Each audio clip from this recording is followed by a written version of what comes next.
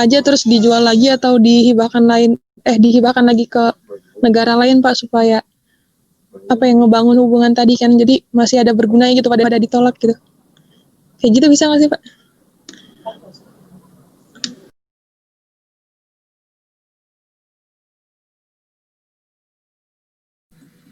Gitu ya? Udah Kang? Ya udah sih, cuma penasaran itu aja Pak. Terima kasih.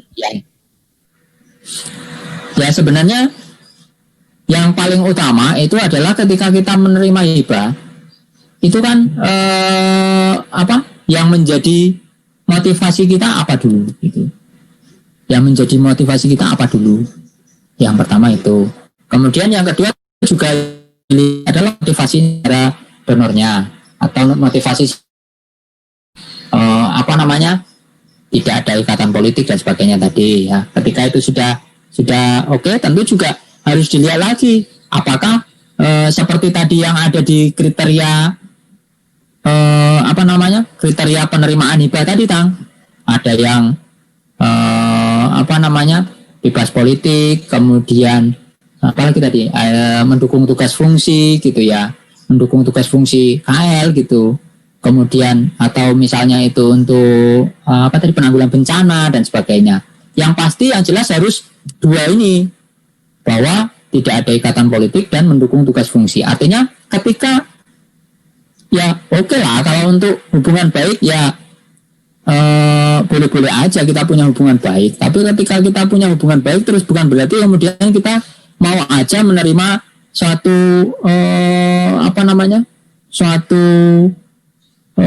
beban gitu loh. Artinya ya sebenarnya tidak kita butuhkan, walaupun nanti kalau misalnya kata Bintang ya kan bisa aja Pak itu nanti dihibahkan ke negara lain. Iya kalau ada yang mau nerima, kalau enggak gimana? Kan tetap aja kita harus mengelola itu. Ketika kita menerima hibah dari donor misalnya Tang, apalagi ini konteksnya adalah hibah berupa barang ya, misalnya hibahnya berupa barang. Kalau hibah berupa barang itu kan pasti kita harus pastikan bahwa dia itu bermanfaat, mendukung tugas fungsi kementerian lembaganya. Seperti tadi saya contohkan, misalnya ada mesin yang ternyata tidak bisa digunakan gitu, artinya bahkan mungkin rusak dan sebagainya. Ketika kita menerima hibah dari donor, maka sudah pasti kita harus melalui proses pencatatan, pelaporan, pertanggungjawaban.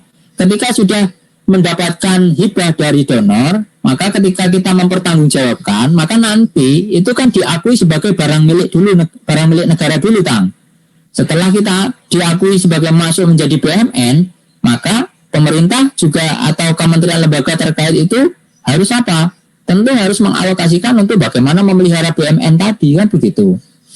Nah, ketika nanti sudah diterima, kemudian sudah dicatat sebagai BUMN, kemudian ternyata tidak digunakan gitu ya, terus mau dimanfaatkannya bagaimana gitu.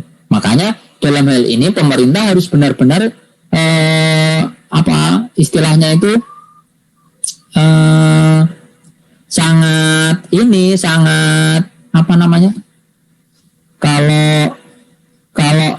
kalau menilai dengan baik itu ya, kok saya jadi lupa, saya jadi ngeblank. Artinya ketika kita menerima sesuatu kita harus menilai dengan baik dulu, kita butuh apa enggak gitu loh. Benar-benar kita itu harus memastikan bahwa kemudian nanti kalau memang kita bisa gunakan ya oke silahkan. Tapi kalau misalnya enggak digunakan ya masa hanya dengan alasan karena kita membina hubungan baik terus nanti justru akan membebani kita gitu. Nah itulah sebenarnya yang menjadi titik fokus dari tadi, mendukung tugas fungsi tadi gitu ya. Sehingga itu lebih penting daripada sekedar hanya membina hubungan baik dengan negara lain, tapi kemudian nanti kita akan terbebani secara baik secara ekonomi ataupun secara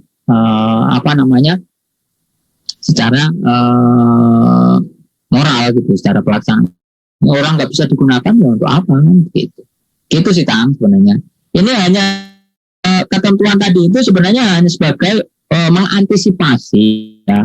Kita mengantisipasi supaya apa yang kita terima yang diberikan oleh donor itu memang benar-benar bermanfaat bagi pemerintah gitu. Artinya ketika kita mendapatkan hibah itu ya memang itu bisa digunakan, itu bisa memberikan suatu dampak yang signifikan bagi pelaksanaan tugas pemerintah gitu. Itu sih yang paling utama gitu kan. Ya nggak apa-apa sih, tapi kan kalau mau menerima hubungan pihak lain kan tidak harus selalu kemudian nanti kita harus berkorban gitu. Ya kalau misalkan Bintang gitu mau menerima membangun hubungan baik dengan yang lain gitu kan, misalnya ya nggak apa-apa lah, ya udahlah saya terima kiriman dari GoFood-nya dari si siapa tadi, si Adan gitu. Padahal tadi ternyata Bintang nggak suka yang dikirimkan oleh si Adan gitu, jadi Bintang nggak makan itu. Misalnya dikirimin apa, Tang? Kamu sukanya apa, Tang? Misalnya kamu sukanya soto, tapi ternyata kamu dikirimkan ketoprak gitu misalnya. Ya nggak apa-apa, diterima aja lah. Yang penting kan ke si siapa? Si Putri kan gitu. Kalau menurut Bintang, ya Nah iya secara Pak, ya dikirim ke yang dipindahin ke yang ngebutuhin gitu Pak. Kan bisa aja dipindahin ke KL lain yang sesuai tusinya gitu. ya tapi betul sesuai tusinya, tapi belum tentu semua itu semua KL punya tusi yang sama kan, Kang. Nah, ketika menerima hibah itu biasanya sudah artinya ya seperti tadi misalnya hibah dari Jepang tadi yang alat-alat tenaga listrik tadi itu ya memang sudah diberikan ya tujuannya ke ESDM karena dia yang berkaitan langsung dengan kelistrikan tadi. Kalau mau diberikan ke Kementerian Keuangan, lah buat apa? Kementerian Keuangan nggak butuh mesin untuk yang kelistrikan ini kok. Itu ya semacam kayak apa ya, dulu itu bukan generator sih, tapi dia itu semacam mesin apa gitu. Saya nggak paham sih mesinnya. Tapi yang jelas itu tuh teknis di ESDM sana gitu. Nah mereka pada saat itu terima itu. Ya mungkin karena alasannya seperti Bintang tadi. Wah nggak enak lah, kita udah dikasih hibah masa nggak diterima dan sebagainya. Namanya kita kan membina hubungan baik dan sebagainya. Tapi itu justru kemudian akhirnya membebani kementerian itu sendiri. Mereka harus melakukan pemeliharaan. Yang mana kemudian bahwa ternyata alatnya itu nggak bisa dipakai dan sebagainya. Nah akhirnya mereka susah sendiri. Itu loh, Tang.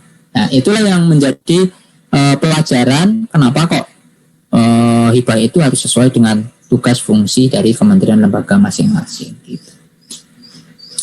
Itu ya, Tang? Iya Pak, paham. Terima kasih. Kayaknya masih 10 menit nih. Norman izin bertanya Pak, tapi dia nggak bisa join karena internetnya lemot. Dia bertanya tentang hubungan pilkada tentang hibah ke KL yang tadi Pak. Ya, dia ingin diperjelas. Ya udah, bilangin ke Norman tuh gitu ya.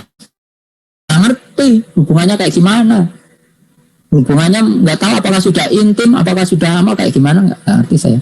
Itu bisa dilihat ketika kalian melakukan penelitian. Artinya korelasi antara hibah-hibah seperti itu dengan yang tadi ya tentu bisa dilihat dari penelitian empiris kan gitu. Nanti kalian bikinlah. Bilangnya ke Norman kalau nggak bisa gabung, coba nanti kamu teliti gitu. Kata Pak Yanuar nanti meneliti deh biar bisa. Itu ya, Kles. Iya Pak, siap Pak. Nanti dibilangin. Saya mah nggak ngerti hubungannya apa gitu. Makanya justru saya itu mau men-challenge kalian untuk nyari hubungannya, ya malah saya ditanya hubungannya gimana. Siapa tahu ada hubungannya, siapa tahu hubungannya udah intim, siapa tahu mereka sudah hubungannya baik-baik saja, siapa tahu mereka hubungannya sudah terlalu jauh dan sebagainya. Kan nggak ngerti. Itu. Ada lagi nggak yang lain?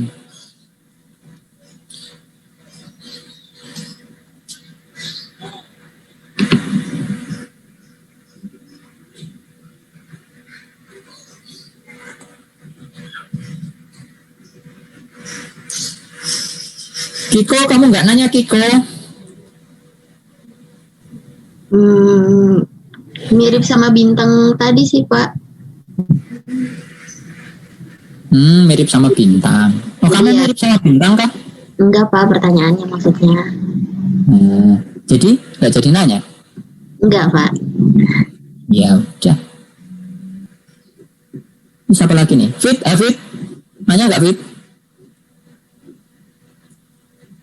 Enggak, Pak. Kalian kenapa sih? Kalian ada masalah sama saya? Kok nggak mau nanya sih?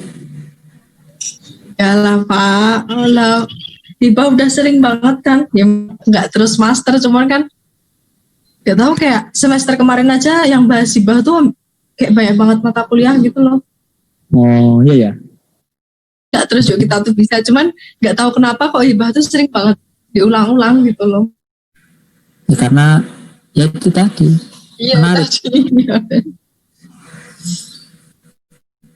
Ya karena kemarin itu kalau ya itu loh yang bikin, makanya yang bikin saya agak ini kan Hibah ini ya banyak di ini, kakinya itu ada di mana-mana gitu. Kan dia masuk ke pendapatan, tapi tadi kok ininya di apa namanya? Masuknya di ini bukan dalam hal ininya ya, tapi ini secara ininya aja sih.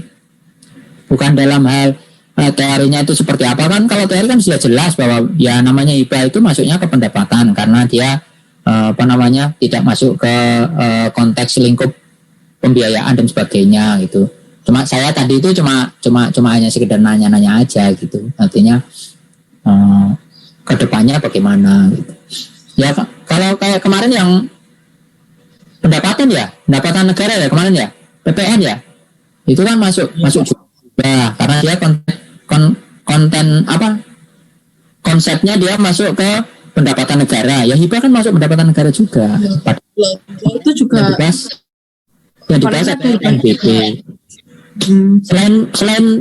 Selain pendapatan negara kemarin apa lagi yang masuk Hibah? yang belanja kayaknya juga iya Pak. Terus Belanja juga ya? ya ada Belanja Hibah. Belanja Hibah. Itu. Ya makanya ini masuk ke semua ini. Makanya tadi ketika nanti ada LDKPI itu tadi yang saya sebutkan tadi, mungkin ketika kita menerima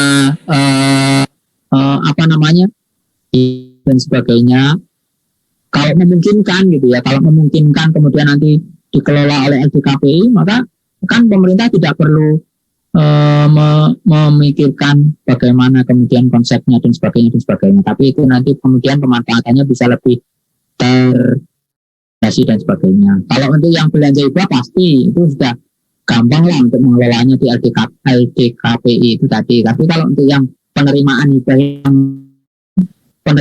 itu ada yang langsung ke KL itu tadi, sehingga masing-masing harus dikaji secara lebih dalam lagi sih kalau untuk yang penerimaan Hibah nanti yang dengan LDKPI tadi.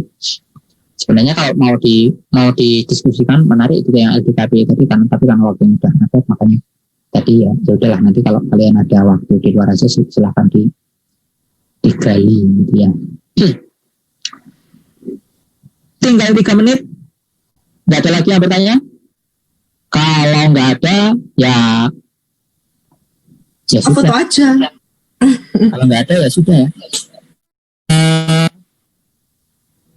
Pesan saya, selamat ujian nanti minggu depan gitu ya.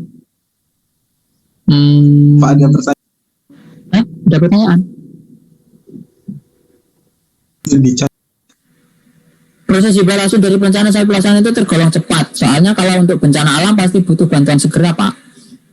Ya kalau yang namanya Hibah langsung, itu kan tadi saya sebutkan bahwa dia tidak melalui proses perencanaan di Bappenas gitu ya. Artinya umumnya Hibah langsung itu diterima oleh KF pada tahun anggaran berjalan, sehingga siklusnya adalah kurang dari 1 tahun kan begitu. Ya kalau ada prosesnya cepat, iya biasanya Hibah langsung itu kurang dari 1 tahun siklusnya. Karena apa? Karena dia diterima pada tahun anggaran berjalan, tidak melalui proses perencanaan di Bappenas. Kalau melalui proses perencanaan di Bappenas itu kan ada dari RPJMN dulu, kemudian nanti diusulkan oleh Kementerian Bappenas untuk mendapatkan masuk ke daftar prioritas dan sebagainya, blue book gitu ya. Kemudian nanti dikaji lagi, dinilai lagi usulannya, masuk lagi ke green book dan sebagainya sampai kemudian siap dinegosiasikan dengan lender kan gitu. Jadi prosesnya agak lama gitu. Tapi kalau untuk yang hibah langsung ini ya karena dia tidak melalui proses perencanaan di Bappenas, kemudian dia masuk ke tahun anggaran berjalan prosesnya, penerimaannya itu dilakukan pada tahun anggaran berjalan sehingga hanya melalui proses revisi DIPA dan sebagainya, maka ya dia lebih cepat prosesnya gitu. Untuk yang hibah uang gitu ya, hibah langsung bentuk uang itu memang harus revisi DIPA karena dia bentuknya uang. Tapi kalau bentuknya barang itu dia tidak harus revisi DIPA, tapi dia nanti pelaporan jawabannya itu nanti masuk ke kalau laporan keuangan itu masuk di catatannya, di calegnya gitu ya. Itu nanti kalau untuk prosedur pencatatannya. Nanti mungkin kalian juga sudah mempelajarinya di akuntansi pemerintah untuk perlakuan atas hibah dan sebagainya, untuk belanja hibah dan sebagainya, pencatatan barang terkait dengan hibah dan sebagainya itu nanti paling kalian sudah mendapatkannya gitu ya. Kalau terkait dengan akuntansinya saya tidak terlalu punya kompetensi untuk menjelaskannya karena itu masuk ke ranahnya dosen akuntansi pemerintah ya, terkait untuk pencatatan itu. Tapi yang terkait dengan proses penerimaan hibah ini ya prosesnya lebih cepat. Itu Rapli. Oke, 11.10. Nanti selamat ujian untuk minggu depan, ujiannya online gitu ya. Silakan kalian keluarkan kemampuan kalian gitu ya. Karena untuk mata pelajaran ini, mata kuliah ini ya hanya kalian dapatkan sekarang ini, nggak akan kalian dapatkan lagi di semester depan gitu ya. Kalian nggak bisa ngulang gitu. Sehingga ya mau nggak mau kalian harus